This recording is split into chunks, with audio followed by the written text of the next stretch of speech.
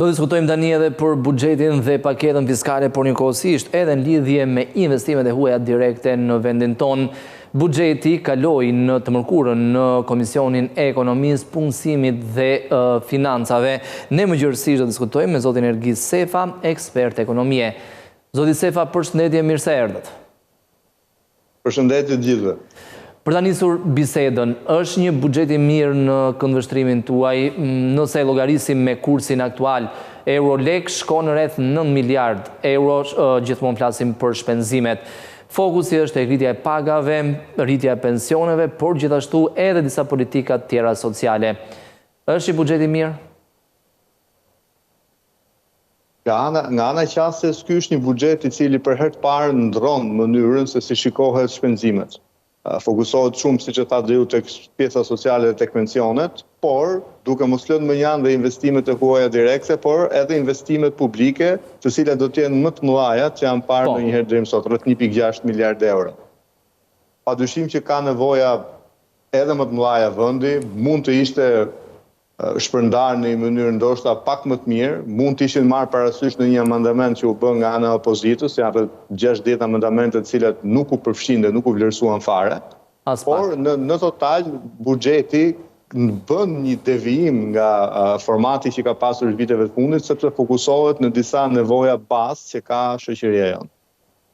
Mos duhej njëkohësisht, zoti Sefa, që të mbështeteshin, të stimuloheshin jo ata sektor që janë prioritar, janë sektor të konfirmuar të ekonomisë sonë, sikurse është turizmi dhe njëkohësisht ndërtimi.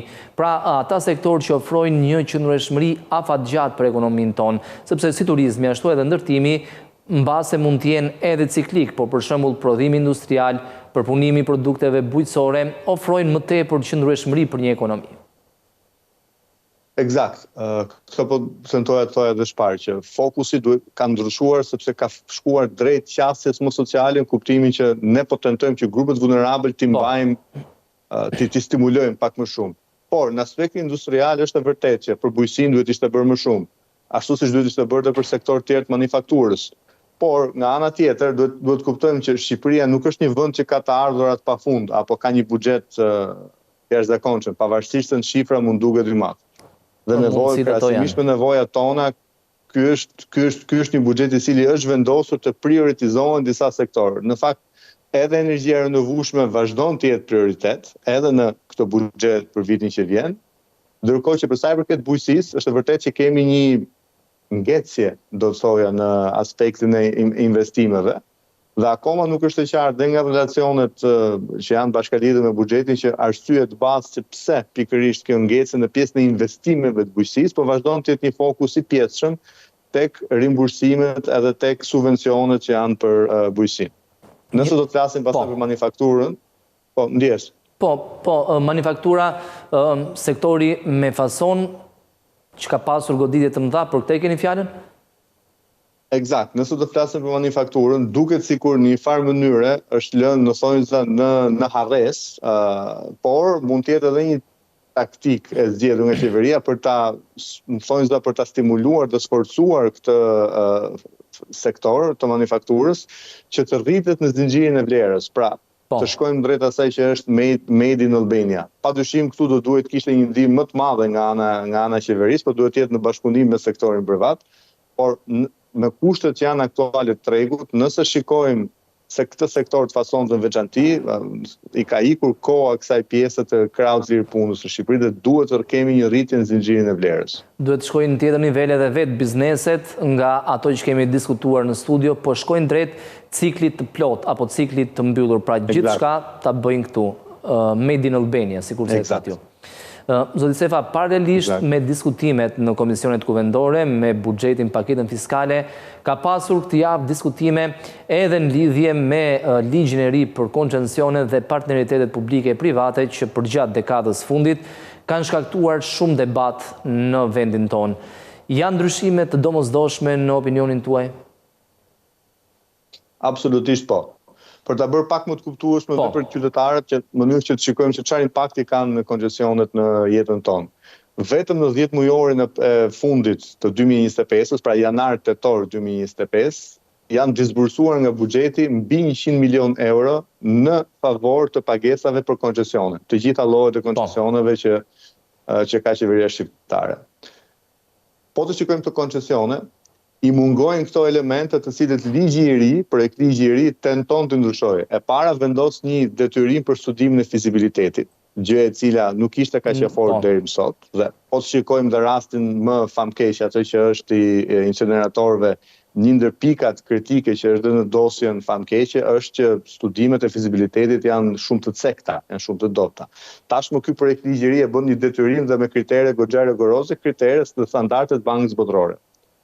E dyta heq po ashtu atë nenin famkeq të ofertës së pakërkuar, pra kur një biznes privat i ofrohet me vullnet të lirë qeverisë për të sjellë thonjza një ide për të bërë një X koncesion. Tashmë me projektigjin e ri, vetëm në qoftë se do të jetë një nevojë e qartë dhe vetëm në qoftë se qeveria do të plotësojë kërkesën, atëherë do mundet që një biznes të ofertojë për të marrë me koncesion X gjë që do të nxirret për koncesion. Dhe treta, që është ndryshimi tjetër më i madh dhe pika kyçe do thojë gjithë problematikave, është se do të kemi një sistem më rigoroz monitorimi dhe kontrolli, ku strukturat, institucionet shtetërore do të kenë një rol më aktiv, një rol më proaktiv dhe jo thjesht reagues. Pra, deri më sot kemi pasur variantin që ndodh një problem, reagojnë strukturat shtetërore. Tashmë me projektigjin e ri, ato do të jenë në vazhdimsi në mënyrë proaktive, më monitoruese dhe më kontrolluese.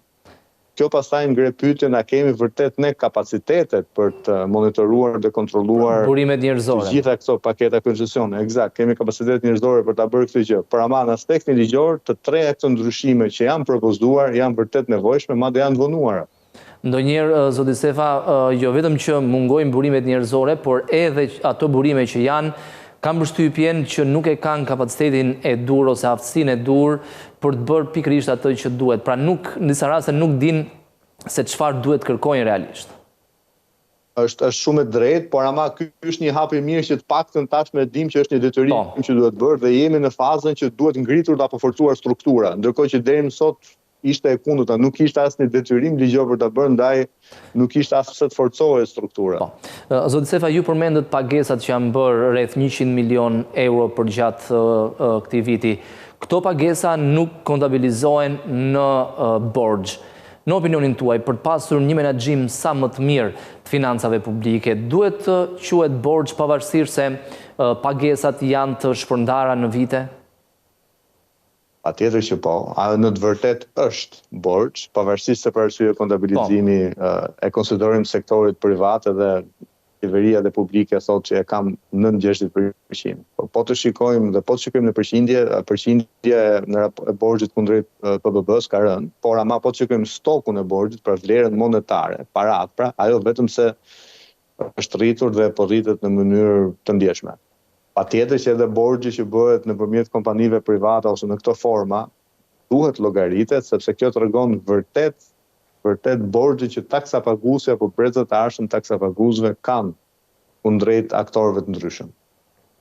Zoti Sefa, për ta lidhur njëkohësisht edhe me disa dhëna që janë publikuar ditën e dieshme, për sa i përket investimeve të huaja direkte, ndryshimet që po bëhen në ligjin për koncesionet dhe partneritetet publike private e ndikojnë, pra e bëjnë më të mirë në një kontroll më të lartë edhe çështjen e investimeve të huaja?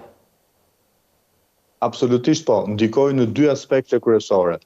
Në radh parë rrit besueshmërinë tek investitorët e huaj, sepse tashmë ka rregulla më të qarta dhe sisteme monitorimi më të forta, të cilët teorikisht duhet të jenë aty në të vendosura. Dhe kjo gjë bën që investitorët ta ketë shumë të qartë të gjitha hapat dhe mënyrën se si do të shkojë investimi i tij apo e saj. Në radh të dytë, stimulon investimet, i kanalizon investimet në ato sektor ose në ato prerje koncesionare në të cilat qeveria vendos se ka prioritete apo ka interes të madh kombëtar. Dhe për një investitor të huaj edhe kjo është shumë e rëndësishme. Dhe e treta, më lejoni të edhe një pikë të tretë, ka në ligjin e ri ka një frym dhe ka një qasje më të lehtë ndaj burokracisë. Pra është një ligj i cili tenton ta kufizojë apo ta reduktojë burokracinë shtetërore, e cila duhet të thënë që Shqipëria është goxha e komplikuar dhe sillgonesa. Dhe edhe kjo është një faktor shumë i rëndësishëm për një investitor të huaj, të cilët nuk duan që të presin në kohë për një burokraci gjatë, dhe një burokraci e gjatë dhe ndërlikuar, pastaj shton edhe mundësinë për korrupsion. Njëkohësisht, zoti Sefa, në opinionin tuaj, duhet që qeveria shqiptare në sektor që i cilëson prioritar, i cilëson strategjik, të ofroj lehtësi apo të bëjë një farë tolerimi krahasuar me tjerët, pavarësisht se institucionet ndërkombëtare kanë bërthirrje që mos të ketë diferencime apo mos ketë diskriminime në thonjza për ata që paguajnë sikurse paguajnë gjithë tjerët. Eksakt, ky është shqetësimi kryesor, ajo që quhet ndryshe në anglisht, po përdorin termin anglisht, po ndjes moral hazard, pra ti favorizon një grup kundrejt një shumicë tjetër.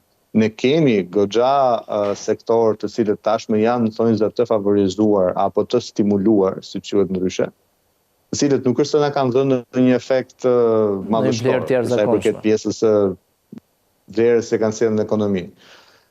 Padyshim që këto janë politika të cilët një qeveri në një moment caktuar i shikon vërtet që për një periudhë të caktuar kohore, 2, 3, 4 vjeçare, të stimulojë një sektor në mënyrë që ta ngrejë në një nivel tjetër. Deri në sot në Shqipëri më duhet të them që nuk ka ndodhur me asnjë sektor që të ketë bërë një hop cilësor vetëm si pasojë e incentivave të ndryshme lehtësirave fiskale.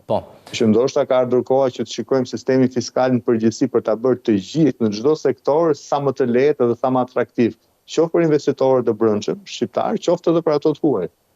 Ndërkohë, zoti Sefa, referuar shifrave të publikuara nga Banka e Shqipërisë ditën e mërkurë, vjet re me bazë tremujore, një rritje me 10.6% në tremujoren e tretë krahasuar me tremujoren e tretë të 2024. Vlera totale tremujore gjithmonë është 449 milion euro, ndërkohë në total shkon mbi 1.2 milion euro për nënmujorin e 2025-s. Por bie në sy që sërish sektori pasurive të paluajtshme vjon të tërheq investimet kryesore, investimet e huaja, pjesën më të madhe. Janë sërish investimet të shëndetshme sepse kur mendojmë për investimet huaja direkte, na shkon mendja tek investime madhore që bëhen nga kompanitë huaja në një vend caktuar. Siç e thatë dhe ju, padyshim që në qoftë se në rastin konkret kemi 1/3, madje pak më shumë se 1/3 që shkojnë për pasuritë paluajtshme apo në ndërtim i cili është në funksion të pasurive paluajtshme. Nuk kemi të bëjmë me industri prodhuese, me manufakturë apo me cilin do sektor ekonomik i cili sjell një vlerë të shtuar në afatgjat. Vlerë të shtuar përveç vlerës financiare, sepse pasuritë e paluajtshme thjesht rrisin vlerën financiare për arsye të ndryshme që tashmë nuk kanë lidhje më me bazat makro, por kemi hyrë ke pjesa e spekulimit financiar. Padyshim që orientimi i investimeve të huaja direkte duhet të jetë më shumë tek ato sektorë të cilët janë prodhues ose ato sektor të shërbimit të cilët sjellin vlerë të shtuar dhe na bëjnë ne më konkurrues krahasimisht me vendet e tjera të rajonit për ato pjesë turizmit që ne duam të promovojmë. Por mbi gjitha do thojë që investimet e huaja me vlerë, ato të cilët sjellin rritje ekonomike më të qëndrueshme dhe më afatgjat dhe një punësim më të qëndrueshëm janë ato që fokusohen në manufakturë edhe në prodhim. Qoftë kjo në bujqësi apo qoftë kjo në sektor të tjerë industrial. Dhe fatkeqësisht ne nuk e shohim në shifra dhe në realitet një trend që investimet e huaja të shkojnë drejt këtyre sektorëve dhe ndoshta ka ardhur koha që qeveria të gjejë një mekanizëm për të orientuar investimet e huaja direkte kryesisht kundrejt sektorëve prodhues. Mundet qeveria shqiptare, zoti Sefa, të ofroj incentiva, qofshin fiskal, qofshin formave të tjera, për të qenë më konkurrues krahasuar me rajonin, sepse ne shpeshherë kemi diskutuar edhe në studio që kompanitë të mëdha po zgjedhin vende të tjera të rajonit si Maqedonia e Veriut, Serbia, sepse kanë në përgjithësi një klimë më të mirë të bërit biznes dhe i referojmë në deklaratën që bërit mërkurën po kryeministri Rama në një forum ekonomik i Tiranës ku sinjalizoi se do të ketë edhe incentiva fiskale për kompanitë e huaja që zgjedhin Shqipërinë. Çfarë mund të bëjmë në këtë drejtim? Padyshim që incentivat fiskale janë një mjet dhe një vegël shumë e mirë që ka çdo qeveri për të rrethë investitorët. Po nuk janë as ajo kryesorja dhe as e vetmja në cilët investitori huaj, qoftë kompani apo qoftë institucion apo qoftë individ privat, duan të shikojnë në një vend kur investojnë. Në rast parë është klima e biznesit, ajo e cila tërheq një investitor. Dhe klima e biznesit në themel saj ka luftën ndaj informalitetit, luftën ndaj korrupsionit dhe reduktimin e burokracive, pra që mos jetë shumë burokratik të bërit biznes. Dhe më pas ka të ardhmen dhe potencialin e rritjes të ardhme, i cili ka një vend, që këtu kemi të bëjmë me kapitalin njerëzor dhe me infrastrukturën të cilën vendi ka në dispozicion. Më pas vijnë incentivat fiskale, sepse ti mund të vësh cilën do incentiv fiskale të mundshme, madje mund ta bësh zero fare çdo detyrim fiskal që kompanitë e huaja kanë. Megjithatë ato prapë hezitojnë për arsye se shikojnë nivel të lartë korrupsioni, nivel të lartë informaliteti, burokraci të ndërlikuar, mungesë të kapitalit njerëzor, pra nuk njerëzit me të cilët ato do duhet ndërtojnë biznesin e tyre këtu në Shqipëri. Dhe pa rregulluar këto ose pa lëvizur drejt pozitivës këto të tjerat, vetëm incentivat fiskale do të ishin fare të panevojshme. Mundet të jenë për shembull një alternativë zonat e lira ekonomike, ne nuk kemi ende funksionale, por janë duke u ndërtuar disa. Do të shohim patjetër kur ato të jenë finalizohen, por gjithsesi teorikisht mundet që ato të tërheqin. Patjetër, po pikërisht zonat e lira ekonomike kanë bërë ato që përmenda më përpara të pjesën e infrastrukturës. Kur flas për infrastrukturën, nuk flas vetëm për rrugë, porte, aeroporte, por flas pikërisht edhe për këtë infrastrukturën që vehet në dispozicion biznesit për të lehtësuar të bërit biznes.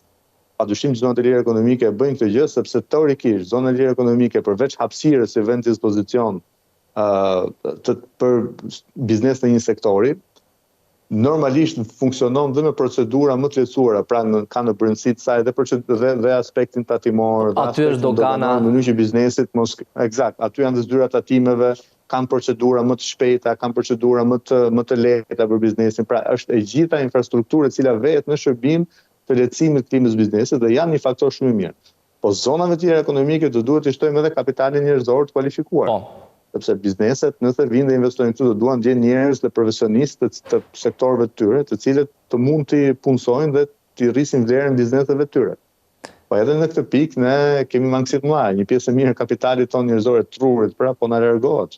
Vetëm jo më larg se këtë javë u publikuan disa dhëna të reja nga Bergji, ku thuhej se rreth 23% e të rinjve të diplomuar zgjedhin të largohen, bëhet fjalë për 2023-2024. Kjo tregon edhe vështirësitë që kemi dhe do të kemi në vijim për sa i përket fuqisë punëtore të kualifikuar, sepse aktualisht po largohen ata që janë më të diturit, pra trurit.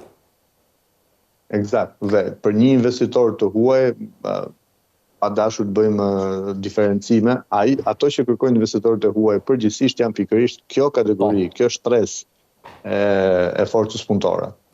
Edhe një pyetje të fundit, zoti Sefa, në lidhje me paketën fiskale, risinë kryesore të saj. Në përgjithësi është një paketë që nuk është se ka shumë ndryshime në disa mini sektor, por risia ose ndryshimi më i madh është paqja fiskale. Është një ofertë e mirë në opinionin tuaj por nga qeveria shqiptare, nga administrata tatimore për bizneset? Si ofertë mund të duket një ofertë shumë diellëse, por unë i rikthehem dhe njëherë atij problemit të madh që në teorinë ekonomike njihet si moral hazard ose pandëshmëria në të bërit biznes. E vetmi arsye që mund të justifikohet sepse paqja fiskale ka elemente të forta të amnistisë fiskale. Gjobat që falen për para 20 viteve, pastaj nga 10 vitet e fundit pjesërisht janë puro elemente të amnistisë. Dhe e vetmi arsye që mund të justifikohet teorinë ekonomike është që në thonjë të kemi një restart, një rinisje të ekonomisë si një vit zero, për ama të mos përsëritet më pjesa e amnistisë. Kam frikë se këto elementet e amnistisë apo të paqes fiskale po na përsëriten shumë shpesh në ekonominë tonë dhe jep një mesazh bizneseve që ti që ke qenë në rregull në pagesën e detyrimeve për gjatë gjithë këtyre 10 vjeçarëve, ke bërë kot, sepse në fundit ja ku erdhi koha që ato qoftë edhe miliona euro që i kishe borxh, po të falen me një të rënd lapsi. Dhe i parregullt ka konkuruar padrejtësisht. Dhe ndërkohë që ti fitimin që ke bërë gjatë këtyre viteve ta gëzosh, ta mbash, si parregullt, ndërkohë që ai rregullti gjithashtu dhe ai ta gëzoi humbjen që ka psuar. Ndërkohë që sa i përket pjesës shikuarit përpara, pra paqes fiskale, marrëveshjes që qeveria do të bëjë me bizneset, për sa i përket atin fitimit dhe mënyrës së kontrollit të tyre. Në fakt, kjo nuk duhet të jetë një mënyrë e re, nuk duhet shitet si diçka e re, por kjo duhet të jetë mënyra si duhet operojë administrata tatimore. Kjo duhet të jetë modus operandi, pra kjo duhet të jetë mënyra se si kryen proceset fiskale tatimore në Shqipëri, jo vetëm me iniciativë të këtillë, po gjatë gjithë pasurisë të bërit ciklit të bërit biznes. Dhe kjo është element pozitiv, me shpresën që nuk do të kemi një ndryshim me buxhetin e vitit 2027 apo 2028, sepse kjo padyshim pastaj do dominonte komplet besueshmërinë dhe besimin tek biznesi të qeverisë si një partner tatimor dhe fiskal, dhe do të shtyjë bizneset gjithmonë më shumë më pas drejt informalitetit. Nëse qëndron si politik, nëse qëndron si politik, ky do të ishte një aspekt shumë pozitiv. Zoti Sefa, ju falenderoj për të gjitha mendimet e sjella në studio, ditë mbar në vijim. Faleminderit të ftesën, gjithmonë kënaqësi.